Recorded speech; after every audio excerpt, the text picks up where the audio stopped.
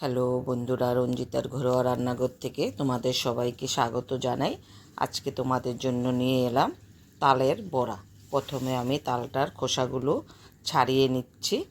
তোমাদের কাছে ছোট্ট অনুরোধ থাকলো শুরু থেকে শেষ অবধি দেখো, আশা করি ভালো লাগবে। আমি যেভাবে তালের রস বের করি সেটাই তোমাদের সঙ্গে শেয়ার করছি। যদি রেসিপিটা ভালো লাগে তোমরা এইভাবে করে দেখতে পারো। এভাবে আমি তালের রসটা বের করে নিচ্ছি। এখন বাজারে অনেক তাল পাওয়া যায়, সামনে জন্মাষ্টমী, তাই আমি তোমাদেরকে তালের বড়া রেসিপি করে দেখাচ্ছি। রসটা আমার বের করে নিয়েছি, এই দেখো। এবার আমি বড়াগুলোর জন্য সব উপকরণ মিশিয়ে নেব। প্রথমে আমি তালটা দিয়ে দিলাম, সুজি দিয়ে দিচ্ছি 1 বাটি, ময়দা 1 বাটি,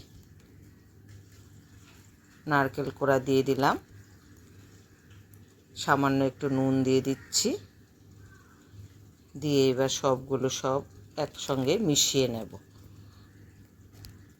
এবার চিনি দিয়ে দিলাম, যে যেরকম মিষ্টি খাবে সে সেরকম চিনি বা গুড় দেবে। চিনিটাও আমি ভালো করে মিশিয়ে কিছুক্ষণ সাইডে রেখে দেব। কড়াতে আমি তেল বসিয়ে দিয়েছি, তেলটা আমার গরম হয়ে গেছে। এবার আমি ছোট ছোট করে সব বড়াগুলো বানিয়ে নেব।